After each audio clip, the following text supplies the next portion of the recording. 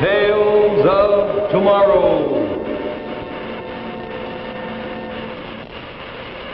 Presented by Maslin Beauty Blend Broadloads. Tonight's Tale of Tomorrow, Seeing Eye Surgeon, starring Bruce Cabot with Ed Jerome.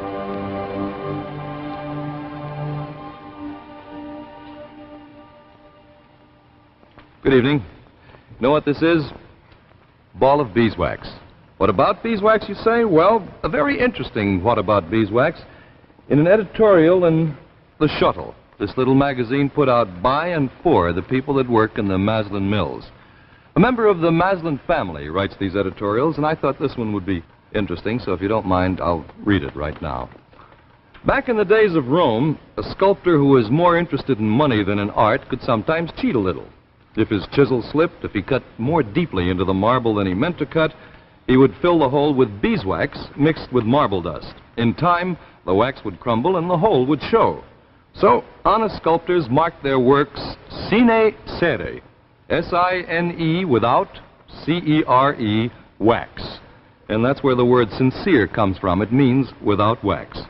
So the word sincere we use to mean an honest expression of an honest feeling originally meant an honest work of art, a work that would stand the test of time, a work that needed no patching, no correcting, no wax.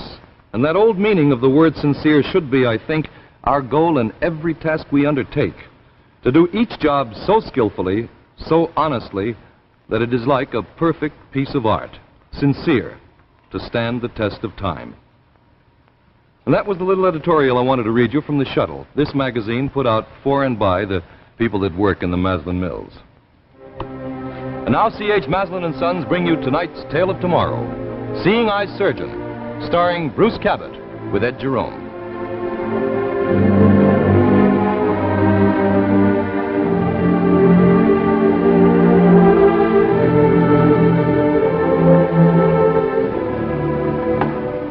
Well, I suppose you think you were being very ingenious. But let me tell you, Dr. Terrell, we almost had a dead patient on our hands. I did what I thought was best. I gave you explicit instructions as to the performance of this operation. I didn't ask you to improvise. But surely making the incision on the medulla, you could see... Oh, precisely. And what did you expect to accomplish by that? It was the best way to relieve the pressure. You could see that. All I could see was that if I did not push you aside and take over, we would have had a dead patient on our hands. Tell me something, Dr. Foyle. Just what have you got against me? I have nothing against you personally, so long as you don't think you can supersede my judgment. One more mistake like that, Dr. Terrell, I'll have you dismissed. You seem to forget that I am the chief surgeon at this hospital. Oh, not Dr. Foyle. I couldn't do that. Just what do you mean by that?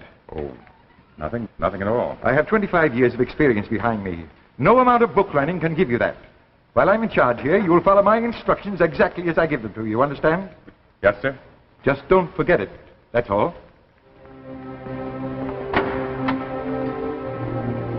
Same old story. Uh-huh. My methods are just too up-to-date for him, that's all. You know, it's too bad that Dr. Foyle won't keep up with the times.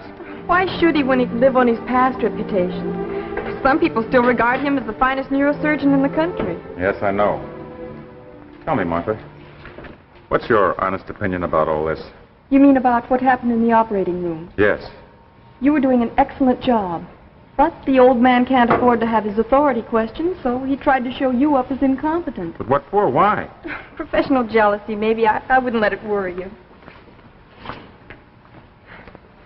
You know, I don't want to make excuses for the old man, but he does have a lot on his mind. Uh-huh. He's operating on Professor Ross tomorrow. Professor Ross, the nuclear physicist? Yes, and he's in a very critical condition. Dr. Stevens says he has a growth right on the frontal lobe. You know, that's going to be a tricky operation. Yes, I know, but I don't think he'd try it unless he thought he could do it. Ross isn't just another patient, Bob. He's an important man. Our whole national defense may depend on whether he can be kept alive to finish his experiments. I know all that, Martha. But still, I don't see that gives him any reason to pick on me.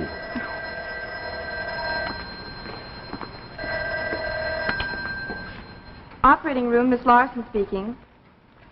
Yes, he is. All right, I'll tell him. Well, I guess that explains why the old man got so upset. That was his secretary. He's worried about you. Worried about me? What for?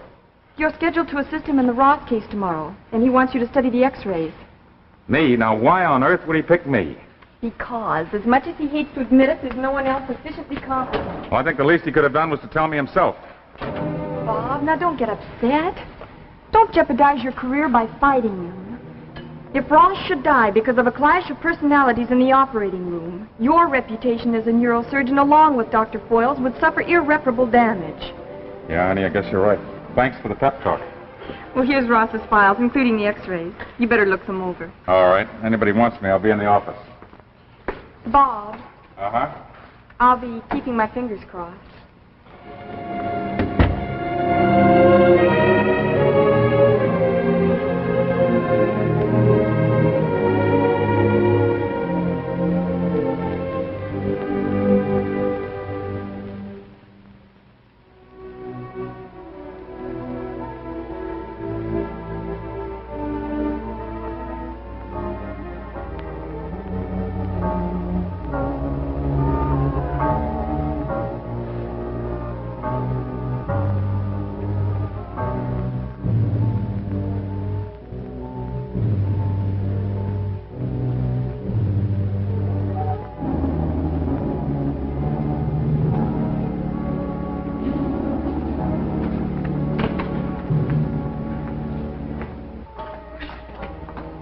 You are Dr. Tiller.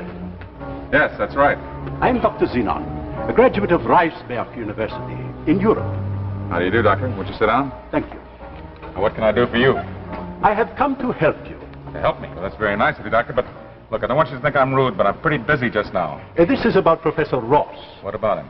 He is a brilliant nuclear physicist. Yes, I know all that. You see, I read the papers, too. But you are operating on him tomorrow. That is why you are here now. You seem to know a lot about it.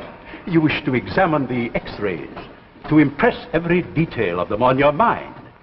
Commendable. But if I may say so, my friend, useless. Quite useless.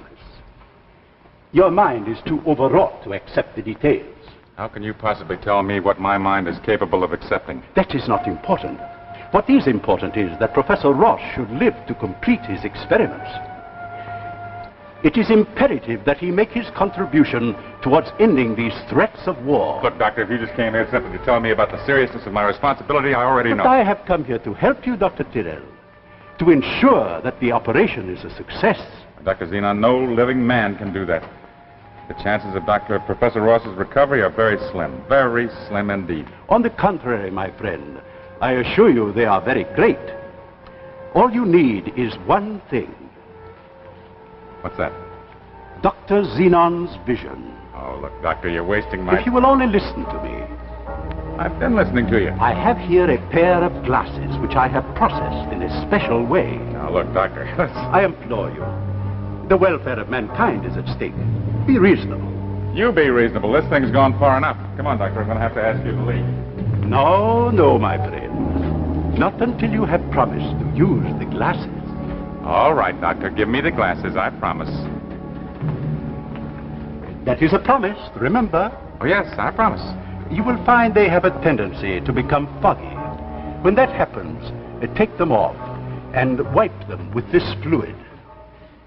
All right, I'll try and remember. You must remember, the success of the operation depends upon it. All and right. one thing more. I am only lending these glasses to you for this particular operation. It is very important that Professor Ross should live. Yes, Doctor, that's right. Look, how'd you happen to lend me the glasses? Don't you know that Dr. Foyle is actually performing the operation? I'm his assistant. No, my friend. You are going to perform the operation.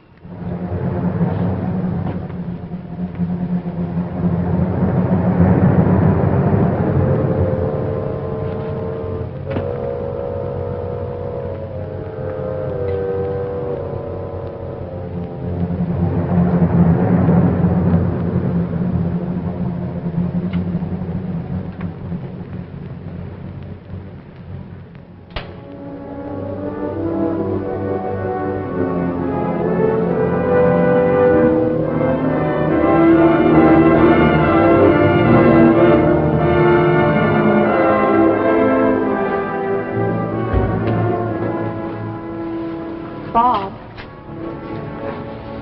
Hey, Bob. Oh, my... What time is it? It's 2:30. Oh, my, I must have dozed off. Here's Dr. Foyle's data on Professor Ross. Fine. Bob, What? Dr. Foyle has been suddenly taken ill. He has? When? A while ago, I just left his office. What about Professor Ross, that operation tomorrow morning? That's what I'm trying to tell you. Dr. Foyle has appointed you to perform the operation. Me? And Dr. Xenon was right.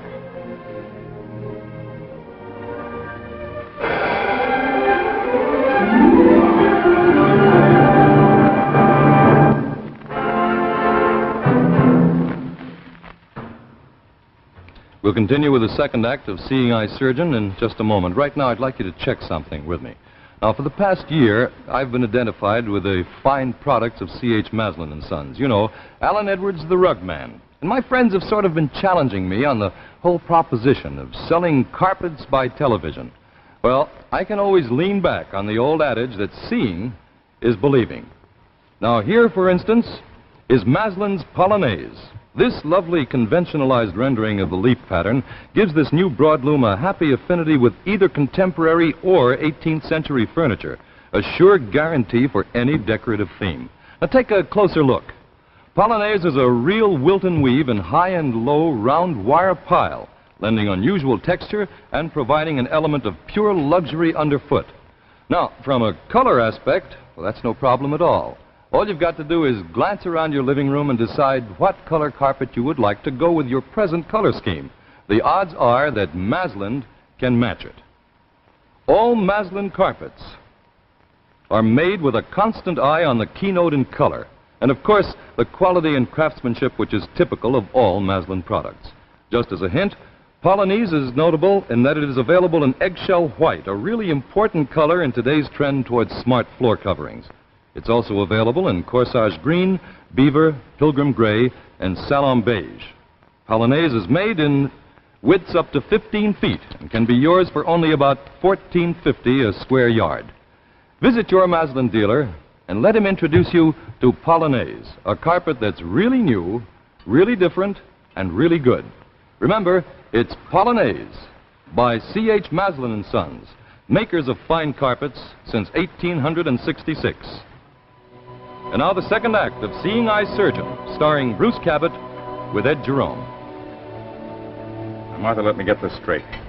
I'm going to be in complete charge of the operation. Is that right? Yes. It's just incredible. That's exactly what he predicted. Who? Dr. Xenon. He paid me a visit a little while ago. Listen, Martha. See if you can find any kind of a record on a Dr. Xenon. He's a graduate of Riceburg University. That's in Europe. Okay. But may I ask why? Well, no particular reason. No particular reason at all. Bob, what is it? You seem worried about something. Well, naturally, I'm worried. But why? Darling, this may be your chance to break away from the old man. Why, if this operation is a success, your reputation as a leading neurosurgeon will be established. Well, that isn't as simple as that, don't you see? Dr. Foyle isn't risking a thing. Come here a minute. Let me show you something. You see that? That growth is right on the frontal lobe. Mm-hmm. You know what the chances of success are in an operation like this? Not very good. Not very good. It's an understatement. They're about 1 in 1,000. Well, are you planning on a biopsy? I'm afraid I won't have time to make a microscopic study of the tissue. Well, then you won't know if the tumor's cancerous or not. You know something? I've got a hunch that Dr. Foyle is deliberately passing up this assignment. He knows it's inoperable, so he's throwing it right in my lap. Now, there's no use getting upset about it. He's getting upset with half the world praying for Professor Ross's recovery? Well, don't take it out on me. I'm only the bearer of bad news. I know, honey. I'm sorry. Listen, will you ask Dr. Stevens if he'll be good enough to assist me? Surely. Now, I'll need Dr. Way and Dr. Abbott in the operating room. You might see if you can get them in here in a half hour for a conference.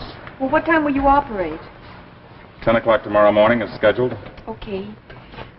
And Bob, remember, I'm going to be right in there rooting for you.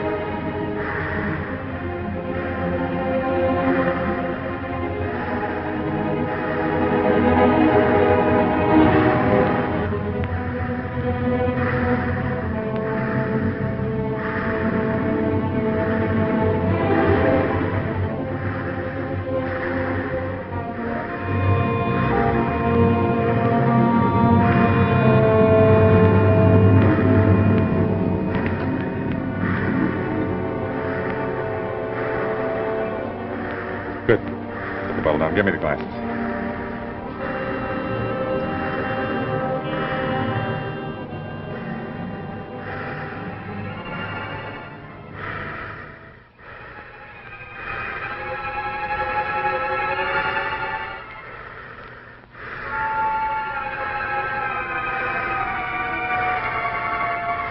It's incredible. I can see the whole cellular structure. The most minute difference between healthy tissue and diseased tissue. Quick. I think we've got a chance.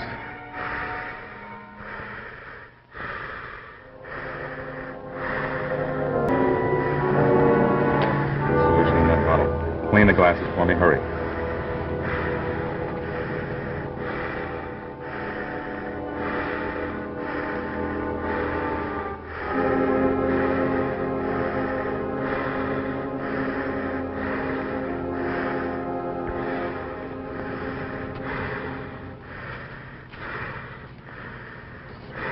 Night.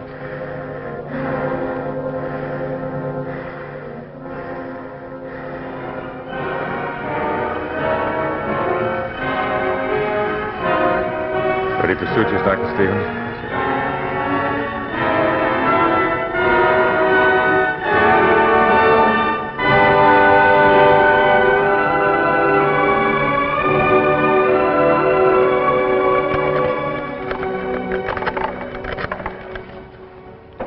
St. Jude's, put me through to Dr. Terrell's office.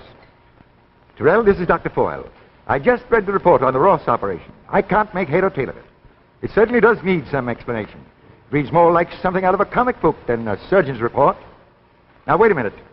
I'm here at my home, but I'll be at the hospital in 15 minutes. You wait there in your office for me. I want to talk to you.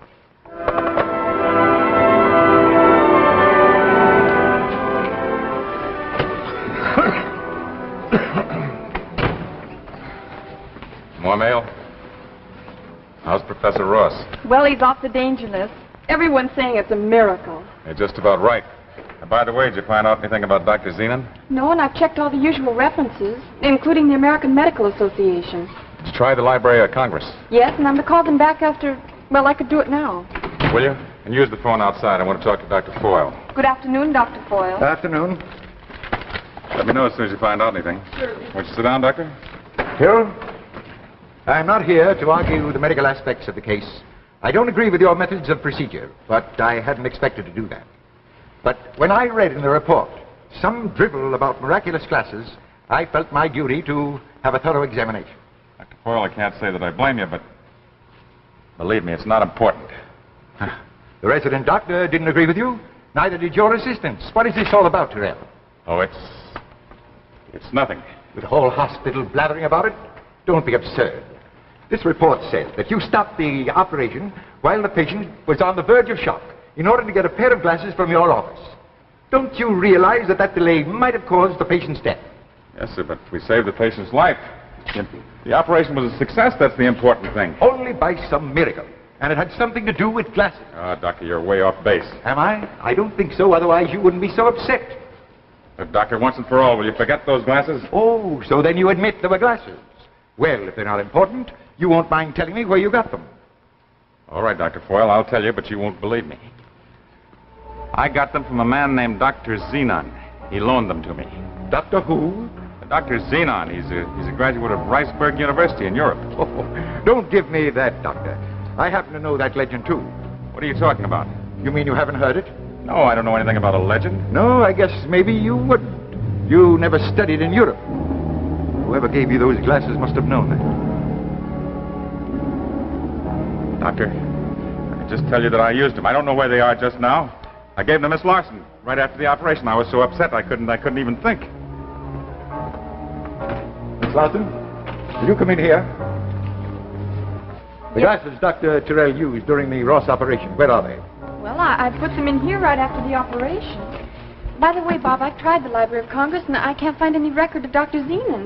There doesn't seem to be such a person. Of course not. He's the product of Dr. Terrell's fevered imagination. Here they are. And here's the cleaning fluid. There you are, Dr. Foyle. What are you talking about? Well, these glasses have no lenses. I don't understand. When I put them away, the lenses were there. That is strange. That's very strange. Maybe it was solution in this bottle. I wonder. Yes, Dr. Xenon meant it when he said that he was just loaning me these glasses for this one particular operation. Do you expect me to believe there was actually a Dr. Xenon?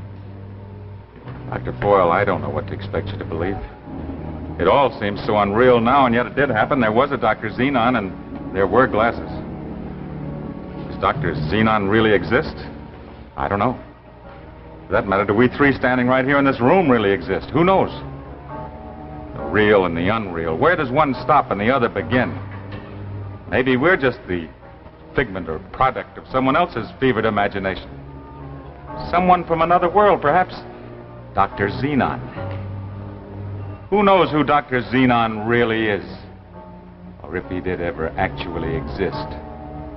Who knows?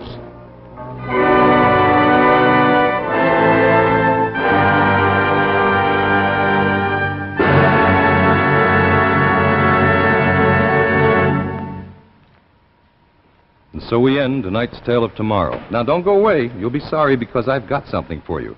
Now, a few minutes back, I was telling you about this beautiful new Maslin carpet, Polonaise. Well, Polonaise, of course, like all Maslin Beauty Blend broadlooms, has this color guide label to help you in home decoration. Now, look back at me again. Look at this. Maslin has taken all the color guide labels and put them together into this convenient color guide folder, and it contains 45 different color schemes. On the back, a lot of helpful hints about home decorating and about carpet care. Now, you want one? Well, you can get yours absolutely free from your local Maslin dealer who is currently featuring Polonaise. As a matter of fact, we're going to go to your hometown right now so the man can tell you where to get your helpful color guide folder absolutely free. Here he is.